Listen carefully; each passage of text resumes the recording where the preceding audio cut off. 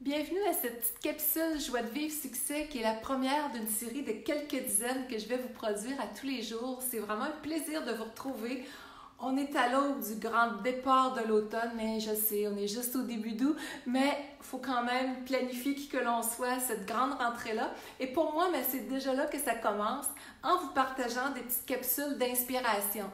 Aujourd'hui, j'ai le goût de vous parler de est-ce que vous vous posez les bonnes questions? Je vous donne un exemple.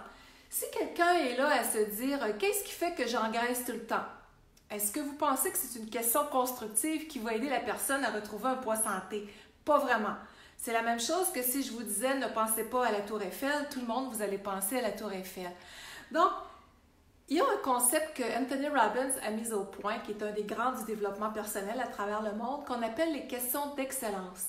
Il y a 25-30 ans environ, je m'étais mis un petit papier sur ma table de nuit où est-ce que j'avais inscrit dessus « Qu'est-ce qui va m'arriver de merveilleux, fantastique et extraordinaire aujourd'hui? » Je la lisais tous les matins en la ressentant vraiment, quelquefois. Et même chose le soir, même si c'était le soir, « Qu'est-ce qui va m'arriver de merveilleux, fantastique et extraordinaire aujourd'hui? » s'appliquait toujours, même si c'est le soir, ça demeure l'aujourd'hui. Et j'ai fait ça pendant 21 jours, qu'on dit que c'est un temps de base pour intégrer une nouvelle habitude. Bien, pendant des années, tous les matins, je me réveillais et cette petite phrase-là montait. Et je vous dirais qu'encore une fois, aujourd'hui, une fois sur deux à peu près, je me réveille, j'ai pour me lever, qu'est-ce qui va m'arriver de merveilleux, fantastique et extraordinaire aujourd'hui? Ça ne veut pas dire que la vie est parfaite puis qu'il n'y a pas des grands détours, des déceptions, des choses comme ça. Mais si on se pose les bonnes questions, qu'on s'aligne sans chercher la réponse dans un cas comme ça, sur une orientation favorable, c'est toute notre vie qui se dynamise.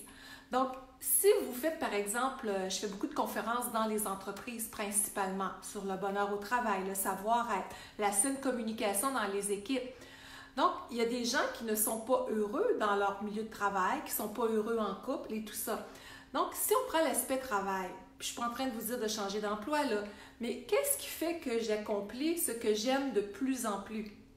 Donc, si vous partez avec une philosophie intérieure comme ça au niveau de votre questionnement, bien, qu'est-ce qui fait que j'accomplis ce que j'aime de plus en plus? Ça vous oriente vers les bonnes opportunités, vers l'autorisation aussi à accueillir qu'est-ce qui est là.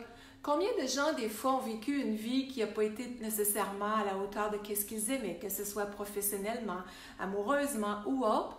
Et quand les belles choses arrivent, c'est comme ils ont de la difficulté à le prendre. Hey, ouvrez, autorisez-vous à aller dans la direction de qu'est-ce qui vous fait du bien avec bienveillance. Donc, en se posant les bonnes questions, comme Émile Coué disait un jour, tous les jours, à tout point de vue, je vais de mieux en mieux. Moi, dans les années difficiles qui ont lancé ma carrière, en bout de ligne, il y a 25 ans, c'est une petite phrase que je m'étais répétée très, très souvent. Donc, le pouvoir de l'autosuggestion, du ressenti, de l'émotion qui va avec, ça nous amène à vraiment s'épanouir. Alors, au fil des jours, je vais vous partager des petites clés comme ça à brûle-pourpoint avec des petits trucs qui sont faciles à appliquer, mais pour que l'attitude intérieure, la joie de vivre, la bienveillance envers soi soit optimisée. Et dans ce que je pratique à travers les conférences que j'ai faites à ce jour depuis toutes ces années-là, bien pour moi, les valeurs importantes sont savoir s'amuser, se transformer, se ressourcer pour mieux évoluer. Alors, c'est Lynn Bolduc qui vous dit à une prochaine. Bye bye. Et si vous trouvez une valeur ajoutée là-dedans, merci de le partager.